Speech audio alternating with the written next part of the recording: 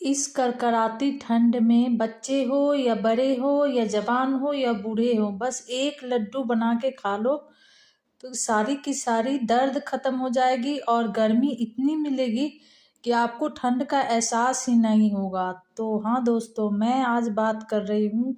वैसे इतना ज़्यादा सामान देख करके आप लोगों को तो समझ में आ ही गया होगा कि मैं किस चीज़ की बात कर रही हूँ। तो सही अंदाज़ा लगाया आप लोगों ने। आज मैं बनाने जा रही हूँ गोंद के लड्डू। तो उसके लिए मैंने कढ़ाई गरम कर लिया है और इसमें मैं डाल देती हूँ 2 बड़े चम्मच घी। घी को मैं थोड़ा हल्का ही गरम करूँगी, ज़्यादा गरम नहीं करूँगी और कम आंच में ही मैं गोंद को, यहाँ पे मैंने 200 ग्राम गोंद ले लिया है दोस्तों। और आप चाहें तो कम या ज़्यादा भी कर सकते हैं, और जितना आप गोंद लेंगे उसके हिसाब से आप जितनी ज़्यादा मेवे डाल सकते हैं उतना ही ज़्यादा अच्छा रहेगा। तो यहाँ पे देखिए कम आंच कर कर के मैं धीरे धीरे करके सारे गोंद को भूंज लेती हूँ। हल्का आंच में भूंजना है, ज़्यादा तेज आंच में भूंजेंगे तो अंदर से कच्चा रह जाएगा और ऊपर से थोड़ा जल जाएगा। इसीलिए मैं धीरे धीरे करके सारा गोंद भून चुकी हूँ। और ये देखिए कितना लावा की तरह लग रहा है, बिल्कुल लग रहा है मकई के दाने जैसे फूट करके बड़े हो गए हैं। तो बस उसी कढ़ाई में मैं 1 चम्मच और सॉरी घी डाल देती हूँ। और मैं अब उसमें कम करके सबसे पहले बड़ा वाला बादाम भूंजूंगी। उसके बाद उसी में मैं काजू डाल देती हूँ और ये सब मैं बहुत ही धीमी आंच में भूंजूंगी ताकि ये मेवे जो है वो जले ना। और ये सब मेवे जो है ना, क्वांटिटी के हिसाब से 100-100 ग्राम हमने लिए हैं। और अब बारी है इन मखाने की। तो मखाने भी 100 ग्राम है। तो मैं सारा मखाना डाल देती हूँ और इसे भी मैं थोड़ा धीमी आंच में भूंजूंगी। तो ये लीजिए मखाना भी मेरा भूंज के तैयार हो गया है। और अब मैं डाल रही हूँ इसमें 50 ग्राम खसखस है, जिसे हम पोस्ता दाना भी कहते हैं, और 25 ग्राम खीरे का बीज है। आप चाहें तो तरबूज का बीज का भी इस्तेमाल कर सकते हैं। तो यहाँ पे भी मैं एकदम इसको मैं थोड़ा ही देर के लिए भूंजी हूँ, ज़्यादा देर के लिए नहीं, मतलब 2 से 3 मिनट कम आंच में भूंजी हूँ। और यहाँ पे देखिए दोस्तों, अब मैं भूंज रही हूँ थोड़ा सा नारियल पाउडर मैं लेके आई थी और थोड़ा सा कच्चा नारियल भी मेरे पास था। तो इसे भी मैं सिर्फ 1 मिनट के लिए भूंजूंगी, ज़्यादा देर नहीं भूंजूंगी। और गैस जो मैं बंद कर चुकी हूँ, क्योंकि इसमें ना बहुत जल्दी ही जल जाता है। तो सारे चीज़ भून जाने के बाद अब मैं आ गई हूँ यहाँ पे।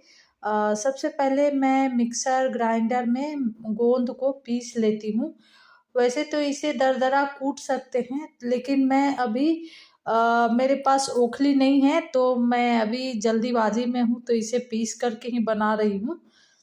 और ये देखिए थोड़ा 1-2 दाने रह गए थे जिसे मैं हाथ से क्रश कर दी हूँ। तो यहाँ पे देखिए मखाने को भी मैंने पीस लिया है। फिर मैं काजू और मेवे सारे एक साथ में ले करके इसे भी मैं पीस लेती हूँ। और सारा पाउडर जो है मैं अलग अलग करके एक साथ करके एक ही बर्तन में रखते जा रही हूँ। तो यहाँ पे देखिए दोस्तों सब कुछ पीस ली हूँ और सबसे लास्ट में मैं पोस्ता दाना और खीरे का बीज है उसे मैं पीसूंगी, और थोड़ा सा एकदम नाम मात्र का मैं बचा के रख लेती हूँ। और यहाँ पे देखिए दोस्तों, फिर से मैं कढ़ाई साफ करके और उस कढ़ाई में 1 चम्मच बड़ा चम्मच से घी डाल दूंगी। और उसमें मैं डाल देती हूँ थोड़ा सा बेसन। हालांकि घी मैं थोड़ा सा और डाल देती हूँ, क्योंकि हमें इसमें बेसन को पहले भूंजना है और फिर थोड़ी देर के बाद मैं इसमें 1 कटोरी आटा भी, छोटा कटोरी से आटा भी डालूंगी। तो ये देखिए बेसन भी भूंज गया था और आटा भी मेरा कम आंच में मैं भूंज रही हूँ। तो इस सब को कम आंच में भूंजना है, क्योंकि आटे भी कच्चे होते हैं। तो अगर तेज आंच में भूंजेंगे तो जल्दी जल जाएंगे और स्वाद नहीं आएगा। इस तरह से आप भूंजेंगे और इस तरह से आप गोंद के लड्डू बनाएंगे दोस्तों, तो सर्दियों में रोज एक लड्डू आप खा लीजिए।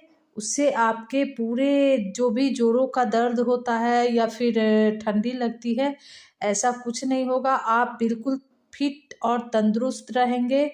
तो यहाँ पे देखिए गोंद के लड्डू के लिए मैंने बेसन और आटा जो लास्ट में भूंज रही थी, उसमें मैं किशमिश जो था वो डाल देती हूँ। और बहुत सारे आप चाहें तो अपने मर्जी से जितने भी सारे मेवे होते हैं आप इसमें डाल सकते हैं। तो ये देखिए मैं इसमें सारा कुछ जितना भी मैं पीसी थी और पाउडर जो भी था गोंद का, खीरे का बीज, पोस्तो दाना मतलब खसखस, ये सब मैं एक साथ में मिला देती हूँ। और गोंद भी मैं डाल देती हूँ इसको। उसको मिलाने के बाद और सबसे लास्ट में, वैसे तो मैं सोच रही थी कि मैं इसमें मीठा नहीं डालूंगी, लेकिन इतना सारा मेवा इतना मेहनत करने के बाद अगर हल्का भी मीठा ना डालें तो अच्छा नहीं लगेगा।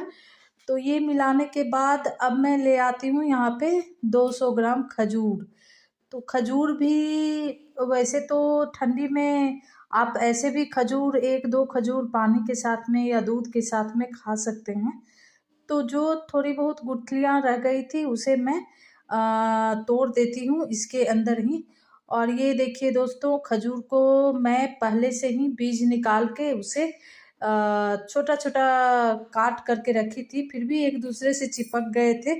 तो मैं इसमें इसको अच्छी तरीके से मिला दूंगी ताकि इसमें जो भी गर्मी होती है, ठंडी दिन में वैसे खजूर ज़्यादा हम लोग खाते हैं, पसंद करते हैं।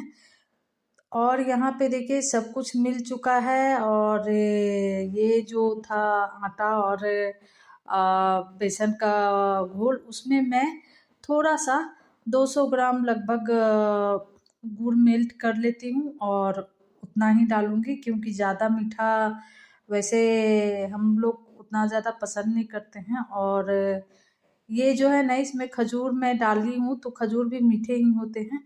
तो ये सब देखिए, इसको मिलाने के बाद पहले मैं इसको मिला देती हूँ और ये देखिए कितना अच्छा से मुट्ठी बन रही है, यानी कि इसमें और भी कुछ मीठा डालने की ज़रूरत नहीं है। और यहाँ पे देखिए दोस्तों, जब 1 से 2 हाथ हो जाते हैं ना, तो काम वैसे चुटकियों में फटाफट से हो जाते हैं। बच्चे भी आ गए मेरी मदद कराने के लिए और अभी बज रहे हैं रात के 10:30। तो हम लोग जल्दी जल्दी लड्डू बांधने में लग गए हैं और देखते ही देखते 10 से 15 मिनट में सारे काम खत्म हो गए। तो इस तरह से आप गोंद के लड्डू बनाइए और अपने अपने परिवार को खिलाइए। और हाँ दोस्तों, प्लीज़ मेरे चैनल को सब्सक्राइब करिए, नीतू फूड फैशन को। तो ये था हमारा गोंद के लड्डू का रेसिपी। वीडियो अच्छी लगी तो शेयर करिए और मिलती हूँ नेक्स्ट वीडियो में। इसी तरीके से आप हमें अपना प्यार देते रहिए और अपनी कमेंट अपनी राय मेरे कमेंट में ज़रूर डालिए, ताकि मुझे और भी मोटिवेशन मिले इस तरीके से। और ये लड्डू स्टोर करके आप महीने भर के लिए भी रख सकते हैं या उससे ज़्यादा भी, क्योंकि इसमें कोई भी ऐसा चीज़ नहीं है कि आपके ख़राब हो जाएंगे। तो मैं इसे भर लेती हूँ कंटेनर में। और बाय बाय।